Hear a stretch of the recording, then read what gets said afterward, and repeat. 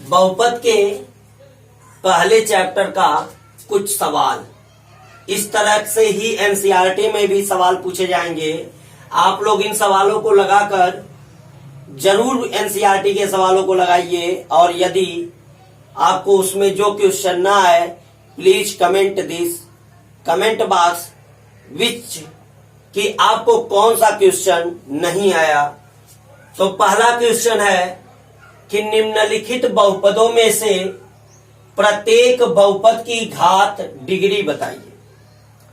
बहुपदों में से यानी ये नीचे कुछ पॉलिनोमियल्स दिए हुए हैं और इन पॉलिनोमियल्स की डिग्री बतानी है। क्या बताना है? डिग्री बताना है। तो पहला क्वेश्चन है 7y⁵ प्लस 6y² -1।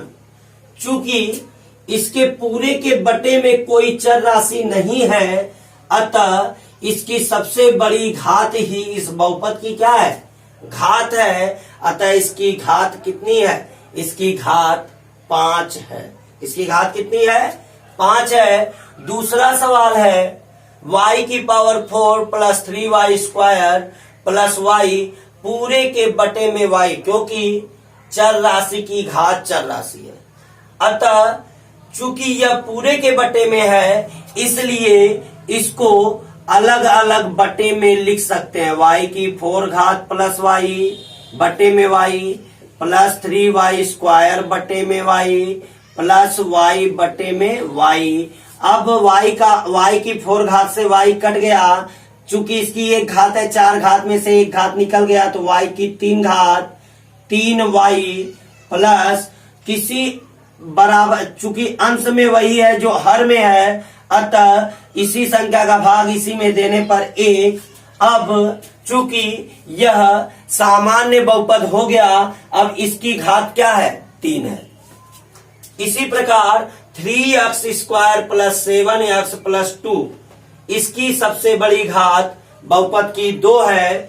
इसमें t⁸ से t⁸ कट जाएगा और सब में 2 घात कट जाएंगे, तो और बटे में किसी के चर राशि नहीं बचेगी, इसलिए इसकी सबसे बड़ी बहुपद की घात काटने के बाद 8 में से 2 कट जाएगा, 6 आ जाएगा, तो इसकी सबसे बड़ी घात 6 होगी। इसमें x की सबसे बड़ी घात 1 है, इसलिए बहुपद की घात 1 है। इसमें चर राशि है ही नहीं, इसलिए यह शून्य घात बहुपद है। पहला सवाल समाप्त। दूसरा सवाल है निम्नलिखित बहुपदों में से, यानी नीचे जो बहुपद दिए गए हैं, प्रत्येक पॉलिनोमियल यानी बहुपद का प्रकार घात के आधार पर बताना है। 2 प्रकार से बहुपद के प्रकार बताए जाते हैं, एक पद के आधार पर और दूसरा घात के आधार पे। तो घात के आधार पे आप लोगों के सिलेबस में है, तो घात के आधार पर f(p) 3 - p² प्लस कर्ली में 7p। चूंकि f(p) से मतलब है कि यह बहुपद p में है, यह बहुपद v में है, यह बहुपद x में है, ये बहुपद x में है, और ये बहुपद z में है, ये बहुपद t में है। तो ये बहुपद क्या है? ये बहुपद है 3 - p² प्लस कर्ली में 7p। चूंकि इसकी सबसे बड़ी घात 2 है, अतः यह द्विघात बहुपद है। दूसरा, इसकी सबसे बड़ी घात 4 है, अतः यह चतुर्घात बहुपद है। यह चतुर्थ घात बहुपद है। ये इसकी घात सबसे बड़ी 3 है, इसलिए यह त्रिघातीय बहुपद है। यह इसकी घात 0 है, इसलिए यह शून्य घात बहुपद है। इसकी सबसे बड़ी घात 1 है, इसलिए एक घात वाले को रैखिक बहुपद कहते हैं। और इसकी सबसे बड़ी घात, पहले हम इसमें इससे भाग देंगे, तो t से t में भाग देने पर सबसे बड़े में t² आएगा, इसमें एक घात बचेगा, इसमें यह पूरा कट जाएगा, -1 बचेगा। तो इसकी सबसे बड़ी घात स्क्वायर है, अतः यह द्विघात बहुपद है।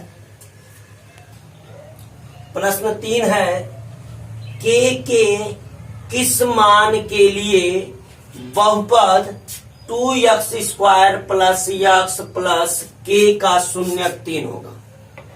एनसीईआरटी सीबीएसई बोर्ड वाले सुने, विच वैल्यू ऑफ के, यानी के किस मान के लिए, किस वैल्यू के लिए polynomial 2x² plus x plus के का जीरोज 3 होगा। तो आप इसको लगाने के लिए लिखेंगे दिया गया बहुपद, इसे कोई बहुपद मान लीजिए f ऑफ या p of x, polynomial of x equal to 2x² plus x plus k है। दिया गया बहुपद p ऑफ x बराबर 2x² plus x plus k है। चूंकि बहुपद का शून्यक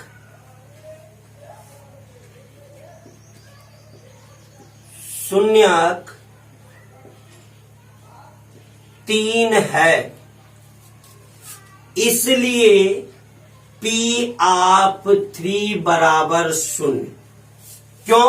मैंने बताया था कि बहुपद का जो शून्यक होता है उसे यक्ष के स्थान पर या उस चर राशि के स्थान पर रखने पर शून्य प्राप्त होता है। अर्थात यह चर राशि यक्ष है, यक्ष के रूप में बहुपद है, इसलिए इस x polynomial of x in the form of x, इसलिए यक्ष के स्थान पर in the place of x we can put 3, p of 3, then we find p of 3 equal to 0। अब p by 3 equal to 0, तो p यक्ष के स्थान पे क्या रखना है? 3 रखना है। तो 2 इंटू 3 का स्क्वायर प्लस 3 प्लस के इक्वल टू 0।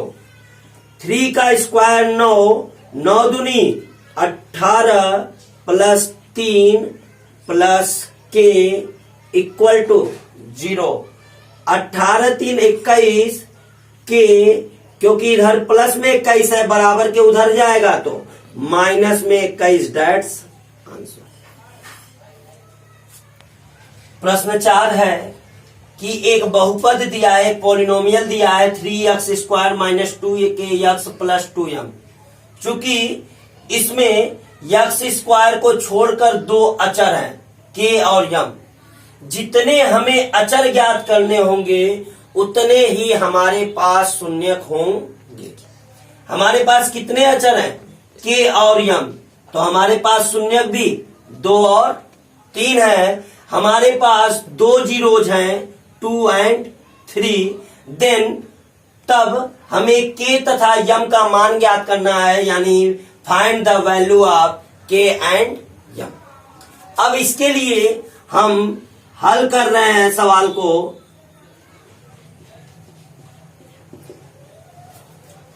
बहुपद दिया गया बहुपद है आपका, पॉलिनोमियल है, given that 3x² minus 2kx plus m।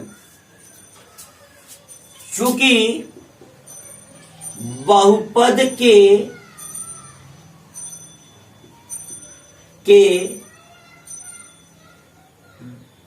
दो शून्यक 2 और 3 हैं, 2 और 3 हैं, इसलिए P ऑफ पहले 2 के लिए P ऑफ 2 बराबर 0 implies that 3 इंटू 2 का square minus 2 into k into 2 plus m 2m equal to 0। अब 9 3 और 2 का स्क्वायर 4, 4 तिहाई 12 माइनस 2 दूनी 4 के प्लस 2m इक्वल टू 0।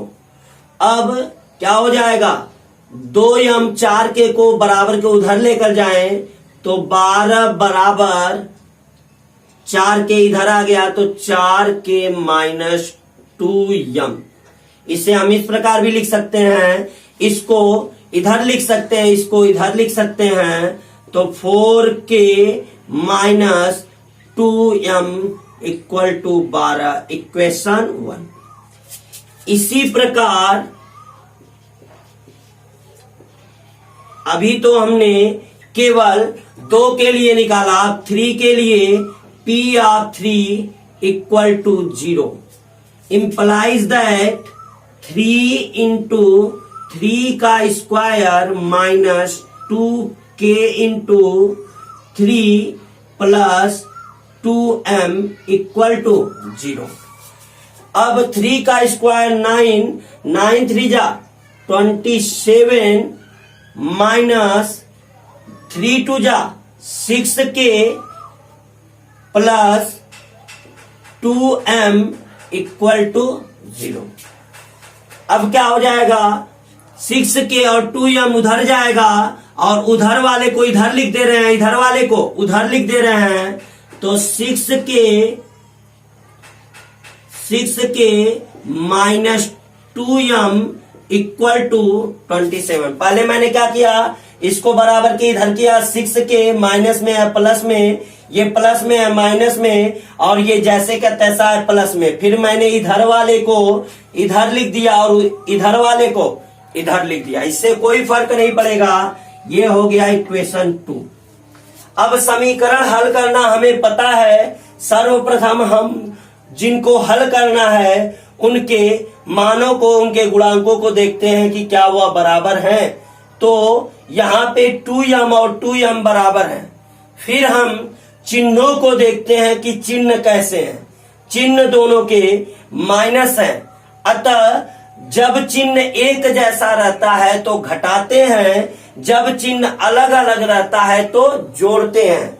तो चिन्ह एक जैसा है, इसलिए समीकरण 1 ऋण समीकरण 2। अब हम जब घटाएंगे तो क्या मिलेगा, 4k में से 6k घट गया तो माइनस 2k। 4k में से 6k घटा, क्योंकि बड़ा 6k है इसलिए बड़े का चिन्ह लग गया माइनस 2k, और 2m से चिन्ह बदल जाएगा, प्लस हो जाएगा, ये माइनस और प्लस खत्म हो जाएगा, और 12 में से 27 गया माइनस 15। अब माइनस से माइनस कट गया, k इक्वल टू 15/2। पहला आंसर हो गया k का। अब k के बाद दूसरा आंसर आप देखिए, k बराबर 50/2।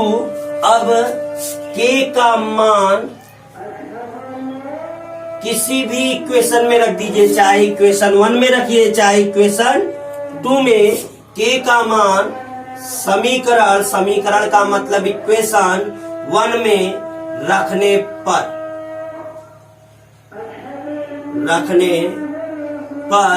क्या मिलेगा, 4 इंटू k के स्थान पर 4k है, k के स्थान पर 15/2 माइनस 2m बराबर 12, 2 दूनी 4, 15 दूनी 30 माइनस 2m बराबर 12।